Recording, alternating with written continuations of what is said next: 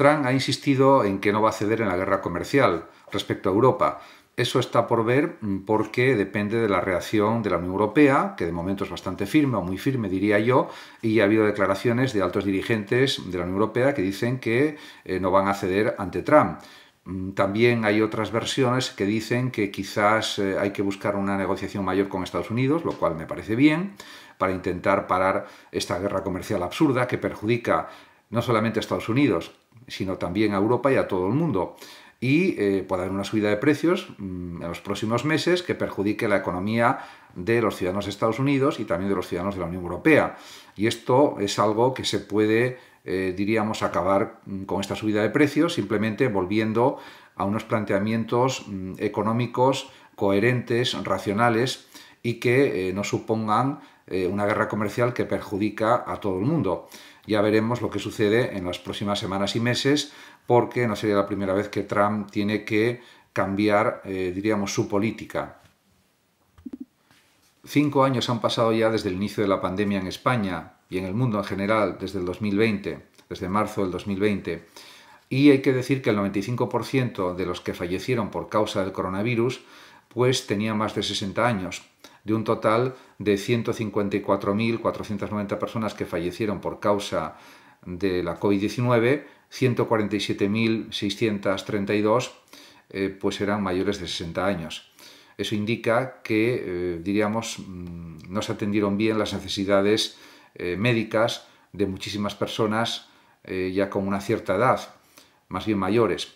En ese sentido, es algo que no tiene que volver a pasar en el futuro si surge otra pandemia similar a la del coronavirus o cualquier otra enfermedad epidémica. Y eso tienen que tenerlo en cuenta las autoridades sanitarias para tener, diríamos, una reserva de sistemas médicos, de mascarillas, de respiradores, etcétera, etcétera. Algo más de teletrabajo. Esta es la tónica general que se ha observado en España por causa de la pandemia del 2020, que se cumplen ahora 5 años. Y también se han producido otra serie de consecuencias. Los españoles viajan menos los fines de semana y los puentes que antes de la pandemia, antes del 2020. Y todo esto son consecuencias de, pues también de la propia pandemia, de, por ejemplo, de los confinamientos que hubo. Y todo eso hizo que la gente tuviera más temor, más miedo, quisiera ahorrar más el dinero y viajara menos también. Y en cuanto al teletrabajo, pues también pues, existe algo más de teletrabajo porque la gente se ha acostumbrado ya en algunos trabajos, no en todos, a no ir presencialmente tanto al puesto de trabajo, cuando eso es posible, lógicamente, porque hay trabajos que requieren la presencia continuada en el centro laboral, de forma física, de forma presencial. En cualquier caso, son consecuencias de lo que causó esa terrible pandemia que produjo pues, un total de 154.000 y pico muertos en España solamente. La trampa de las residencias. En efecto, en los años de la COVID, del coronavirus, cuando surgió esta terrible pandemia en el año 2020 hasta el año 2023 aproximadamente, murieron en España, en residencias de mayores, 34.680 y pico personas. Y realmente son datos terribles. Y bueno, también hay que decir que fueron abandonados a su suerte prácticamente, porque no se tomaron las medidas necesarias, porque había falta de respiradores y falta de elementos de, diríamos, de ayuda médica, y de esa manera pues murieron porque se empleaban los respiradores en personas más jóvenes cuando eso no está, diríamos, autorizado por la ley, y esos triajes tampoco son éticos, y lo dicen pues grandes expertos en bioética y lo defienden, que hay que tratar diríamos de igual forma a las personas mayores e intentar salvarles la vida, y no se pueden hacer ese tipo de prácticas que son realmente diríamos inconcebibles, pero que se produjeron. La vida de una persona mayor tiene el mismo valor que la vida de una persona joven, y eso lo dicen los expertos en bioética y no hace falta serlo para darse cuenta. Hay un derecho a la vida para todos, no solamente para los jóvenes. Y lo que eso significa es que hay una responsabilidad, diríamos, de las administraciones que tenían que tener pues los respiradores y los sistemas médicos, diríamos, adecuados para salvar a esas personas, y eso no fue así.